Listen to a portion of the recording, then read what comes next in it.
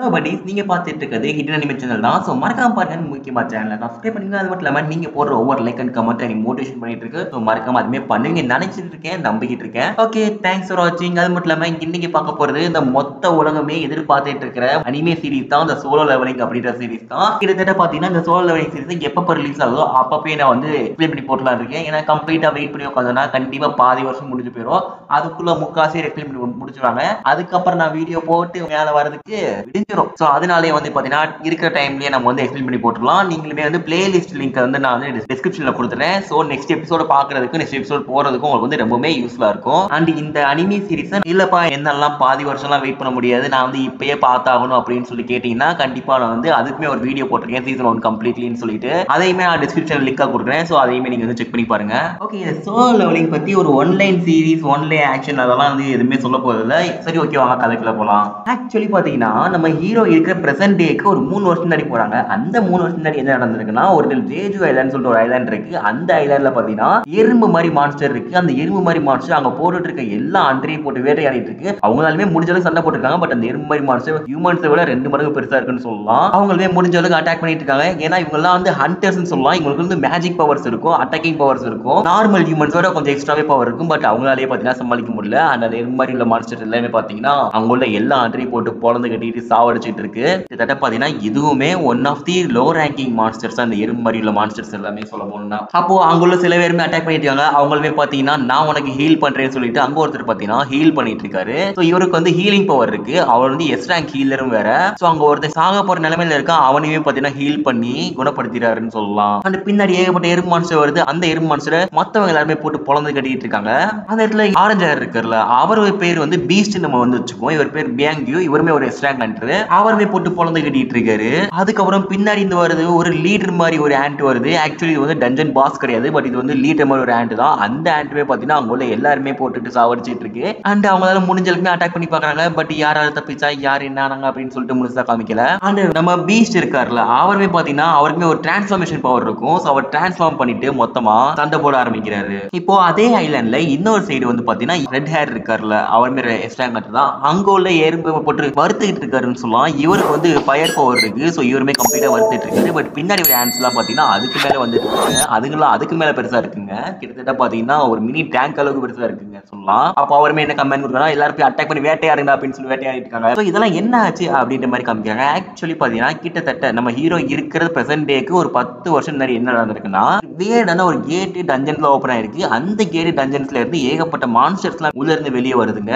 அந்த மான்ஸ்டர்ஸ் நார்மலான guns, nuclear weapons எதை வச்சுமே வந்து போட்டு தள்ள முடியல. அந்த மான்ஸ்டர்ஸை கொல்றதுக்கு வந்து பாத்தீங்கன்னா ஹண்டர்ஸ் அப்படின்ற மாதிரி உருவெடுக்கிறாங்க. ஏன்னா நார்மலா உள்ள முக்காவாசி ஹியூமன்ஸ்க்கு வந்து பாத்தீங்கன்னா ஹண்டர் பவர், ஹண்டர் எபிலிட்டி அப்படின்னு சொல்லுவாங்க. ஸோ அது வந்து அவேக்னிங் ஆயிருக்கா அப்படின்ற மாதிரி மென்ஷன் பண்ணுவாங்க. அவங்கல இருந்து S rank, A rank, B rank, C rank, D rank, கடைசியில இ ரேங்க். அண்ட் நம்ம ஹீரோ வந்து பாத்தீங்கன்னா இ ரேங்க்லயும் ரொம்ப மோசமான இ ரேங்க்னு சொல்லலாம். ஏன்னா வேர்ல்டு வீக்கஸ்ட் ஹண்டர் வேற நம்ம ஹீரோ சொல்ல போனோம்னா. அண்ட் ஒன்ஸ் இந்த ரேங்க் வந்து அசைன் ஆயிடுச்சுன்னா அதுக்கப்புறம் அவங்களோட மேஜிக் எபிலிட்டி கூட வாய்ப்பே கிடையாது. அவங்களோட ரேங்க் எபிலிட்டி கூட வாய்ப்பே கிடையாது. சில டைம் வேணா கூடலாம், பட் 99.999% கூட வாய்ப்பே கிடையாது. அவங்களுக்கான கொடுத்த ரேங்க் தான். இப்போ அந்த ஜேஜு ஐலாண்ட்ல இருந்து ரைட்ல இருந்து கொஞ்சம் 3 வருஷத்துக்கு முன்னாடி பிரசன்ட் டே தான் காமிக்கிறாங்க. இந்த பிரசன்ட் டே பாத்தீங்கன்னா நம்ம ஹீரோ மேனு அங்க ஒரு டஞ்சன் ஓபன் ஆயிருக்கும். அந்த டஞ்சனுக்குள்ள போறதுக்காக வந்துட்டு இருக்கான். அப்ப அவங்க எல்லாருமே என்ன சொல்லிருக்காங்க, எனக்கு வந்து குழந்தை பிறக்க போகுது, அது மட்டும் இல்லாம ஒய்ஃப் பிரெக்னெண்டா இருக்கா, நான் சீக்கிரமா இந்த டஞ்சன் முடிச்சு போகணும் அப்படின்னு சொல்லிருக்காங்க. கவலைப்படாதீங்க சார், எல்லாம் போயிடலாம் சார் அப்படின்னு சொல்லிட்டு இருக்காங்க. அப்ப நம்ம ஹீரோமே பாத்தீங்கன்னா அந்த இடத்துல உள்ள எல்லாருமே ஃப்ரெண்ட்லியா இருக்காங்க. ஏன்னா ஹீரோ ரொம்ப வீக்கஸ்ட் ஹண்டர்னால அங்க உள்ள எல்லாருமே தெரியும். அவனையே முடிஞ்ச அளவுக்கு எல்லாருமே காப்பாற்ற ட்ரை பண்ணாங்க. பட் என்ன இருந்தாலும் ஹீரோ வந்து கிண்டல் பண்ணிட்டு இருக்காங்க. டேய் ஒழுங்கா சாப்பிடுறா, கொஞ்சமாச்சும் ஸ்ட்ராங் ஆகுறா அப்படின்ற மாதிரி சொல்லிட்டு கிண்டல் பண்ணிருக்காங்க. எல்லாருமே பாத்தீங்கன்னா கிண்டல் பண்றது அவனோட நல்லதுக்காக தான் கிண்டல் பண்ணுவாங்க தவிர மத்தபடி அவன் வந்து ட்ரோல் பண்ணணும்ன்றதுக்காக கிண்டல் பண்ண மாட்டாங்க. அந்த இடத்துல ஒரு அக்கா வந்து பேசுறாங்க ஹீரோ கேட்டுக்க. அவங்களுமே என்ன சொல்லியிருக்காங்கன்னா, இங்க பாரு எப்ப பார்த்தாலும் உனக்கு இதே வேலையா போச்சு, நீ வந்து இந்த ஹண்டர் ஜாப்பை விட்டு போகிறியா இல்லையா அப்படின்ற மாதிரி சொல்லிட்டு அந்த அக்காவே பாத்தீங்கன்னா டேரக்டா சொல்லிடுறாங்க. பட் இருந்தாலும் எந்த டஞ்சன் போனாலும் அடி வாங்கிட்டு வர பாரு, இப்போ கூட மூஞ்சில அடி வாங்கிட்டு உட்காந்துருக்கா அப்படின்னு மாதிரி சொல்லிட்டு இருக்காங்க. கவலைப்படாதீங்க, ஒன்றும் பெரிய பிரச்சனை இல்லக்கா. அது மட்டும் இல்லாம நான் வந்து ஈ ரேங்க் டஞ்சனுக்காக போனேன் அப்படின்னு சொல்றது, எனது ஈ ரேங்க் டஞ்சனா, டே ஈ ரேங்க் டஞ்சன்லயே அடி வாங்கிட்டு வந்தியா அப்படின்ற மாதிரி சொல்லிட்டு அந்த அக்காவுமே பார்த்து ஆச்சரியப்படுறாங்க. ஏன்டா ஈ ரேங்க்ல அடி வாங்குற முதல் நீ தாண்டா இருப்ப அப்படின்ற மாதிரி சொல்லிட்டு இருக்காங்க. இருக்காங்க. நான் என்னக்கா பண்றது, நான் வந்து வீக்கா தான் பிறந்திருக்கேன், நான் வந்து வீக்கா தான் இருக்கேன், நான் என்ன பண்றது, எங்க அம்மாவையும் தங்கச்சியும் காப்பாத்துறதுக்கு நான் இது வந்து பண்ணி தானே அவங்க அப்படின்னு சொல்லிட்டு இருக்கான். நம்ம வந்து டைம் ஆயிடுச்சு, நம்ம வந்து உள்ள போலாம் அப்படின்னு சொல்லிட்டு இருக்காங்க. அப்போ அந்த இடத்துல உள்ள எல்லாருமே அவரே லீடர் அக்செப்ட் பண்ணிக்கிறாங்க. ஏன்னா இந்த குரூப் வந்து பாத்தீங்கன்னா எல்லாருமே கொஞ்சம் ஜாலியா பண்ணா கேரிங்கா தான் இருப்பாங்க. சோ இந்த குரூப்ல யாருமே பாத்தீங்கன்னா பொறாம போறது போட்டி எடுக்கிறது யாருமே இருக்க மாட்டாங்க. இப்போ அவங்களுமே டஞ்சனுக்குள்ள போயிட்டாங்க. ஆக்சுவலி இந்த டஞ்சனுக்குள்ள போகணும் அப்படின்ற என்ன பெரிய அவசியம் இருக்குன்னா,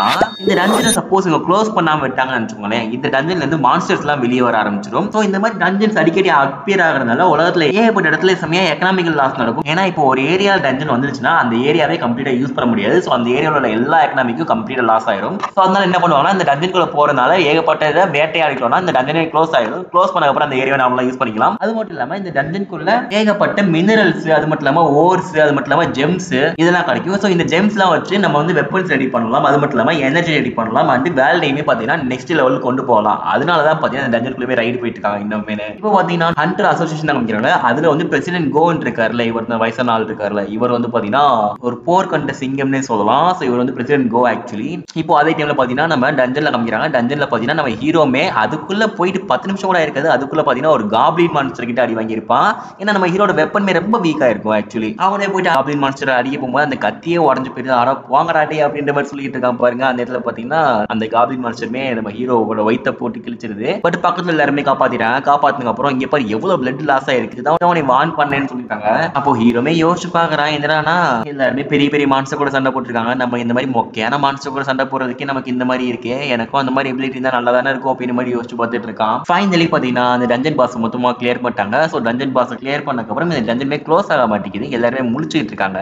அப்படியே அதே டைம்ல பாத்தீங்கன்னா அந்த அக்காவுமே நம்ம ஹீரோ போட்டு மொத்தமா கம்ப்ளீட்டா ஹீல் பண்ணிட்டு இருக்காங்க. அப்போ ஹீரோ என்ன கவலைப்பட்டிருக்காங்கன்னா, இருந்தது 3 நாள் ட்ரெஸ், அதுல ஒண்ணு போயிருச்சுன்ற மாதிரி சொல்லிட்டு இருக்கான். சோ இங்க எல்லாருக்குமே என்ன ஒரு பிரச்சனைனா, இங்க பாருங்க இன்னொரு டஞ்சனை கண்டுபிடிச்சிருக்கோம். அது மட்டும் இல்லாம இதுக்குள்ள டபுள் லேயர் டஞ்சன் போல அப்படின்னு சொல்லிட்டு இருக்காங்க. சோ நம்ம கிட்ட எந்த ஜெம்ஸும் எதுவுமே பெருசா கிடைக்கல. சோ உள்ள போய் ட்ரை பண்ணி பார்க்கலாமான்னு சொல்றாங்க. அண்ட் சிலர் வந்து வேணாம்னு சொல்லிட்டு இருக்காங்க. பட் சிலர் வந்து போலான்னு சொல்லிட்டு இருக்காங்க. சோ ஃபைனலி பாத்தீங்கன்னா லீடர் என்ன சொல்றேன்னா, சரி ஓகே ஓட் எடுப்போம், ஓட் எடுத்ததுக்கு அப்புறம் எல்லாருமே யார் மெஜாரிட்டி இருக்காங்களோ அவங்க சொல்றதை கேட்போம் அப்படின்னு சொல்லிட்டு இருக்காங்க. சோ ஓட் எடுத்து பாக்குறாங்க. பார்த்தா டிரால வந்து நிக்குது. கடைசியில நம்ம ஹீரோ தான் ஓட் பண்ணணும், ஏன்னா கடைசியா நின்னால. சோ அதனால அவன் தான் ஓட் பண்ணணும். அப்போ ஹீரோமே என்ன யோசிக்கிறான், இது வந்து டி ரேங்க் தான், பெருசா ஒண்ணு இருக்காது. அது மட்டும் இல்லாம என் தங்கச்சியை காலேஜ் சேர்க்கணும், எங்க அம்மாவுக்கு மெடிக்கல் பில் இருக்கு, சோ அதெல்லாம் நான் பே பண்ணணும், அதுக்கு நான் தான் வந்து இப்படியே சம்பாரிச்சாகணும், சோ அதனால எனக்கு வந்து பணம் தேவைப்படுது அப்படின்னு சொல்லிட்டு நம்ம ஹீரோமே பாத்தீங்கன்னா சரி ஓகே வாங்க போகலாம், இது வந்து டி ரேங்க் டஞ்சன் தானே சொல்லிட்டு இருக்கான். சோ ஓட்டுமே ஃபிக்ஸ் ஆயிருச்சு, எல்லாருமே உள்ள போயிட்டு இருக்காங்க. இப்போ அதே டைம்ல பாத்தீங்கன்னா ஹண்டர் எவாலுவேஷன் நடக்கும். சோ இவங்களுக்கு மேஜிக் பவர் எவ்வளவு இருக்கோ அதுக்கேற்ற மாதிரி தான் ரேங்க் வந்து டிஸ்ட்ரிபியூட் பண்ணுவாங்க. அங்க ஒரு பையனுமே வந்து ஹண்டர் எவாலுவேஷன் ரேங்க் வந்து வாங்கிட்டு போயிட்டு இருக்கான். இப்போ சேம் டைம்ல